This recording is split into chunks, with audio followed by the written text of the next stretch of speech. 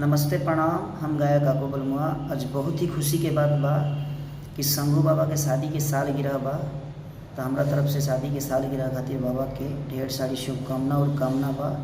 और हमारे बाबा से ये कामना रही कि बाबा अपना ज़िंदगी में बहुत खुश रहीं, मस्त रहीं, व्यस्त रहीं और बाबा अपना जीवन में ढेर सारा नाम और ढेर सारा काम कैले बनी, आगे चल के और करी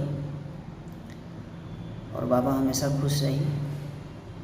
तो बाबा रउआ के ढेर सारा बधाई बा और ढेर सारा प्यार बा और रउआ जी हजारों हजारों साल। तो बाबा लव यू।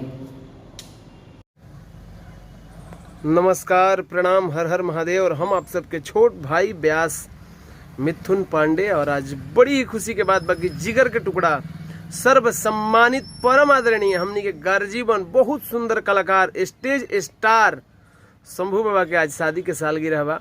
तो हमरा तरफ से बाबा के शादी के सालगिरह के ढेर सारा शुभकामना बा।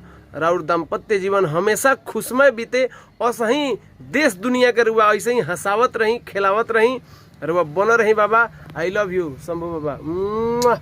Happy anniversary. नमस्कार, प्रणाम। हम आप सबके भाई श्याम सिंह। और आज बड़ा ही खुशी के बात बा कि आज अपना खेसारी भैया के अम्मा जी के उनका दयादिन के यानी कि शंभू बाबा के हैप्पी मैरिज एनिवर्सरी बा।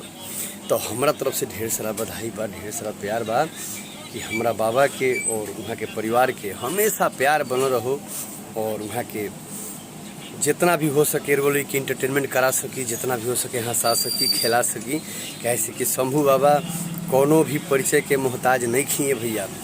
हर गाना में खेसारी भाई के संगे कहीं आमा जी तक, कहीं दीदिया जी तक, अभी कुछ वहाँ का बनल बनी और सारा पब्लिक लोग के दिल खुश के लिए बनी। तो हमारा तरफ से तो बस बहुत सारा बधाई बा, ढेर सारा प्यार बा कि बाबा के हमारा जोड़ी ऐसा ही बनल रहो और वहाँ के आगे बढ़त रही। जय हो। नमस्कार, प्रणाम। मैं रिकॉर्डिस्ट सिंगर नीरज नदन। और आज बहुत ही खुशी की बात है कि कॉमेडियन स्टार शंभू बाबा का एनिवर्सरी है। तो मेरे तरफ से हैप्पी एनिवर्सरी डे और बहुत बहुत शुभकामनाएं। आपकी जोड़ी हमेशा सलामत रहें। नमस्कार, जय माता दी।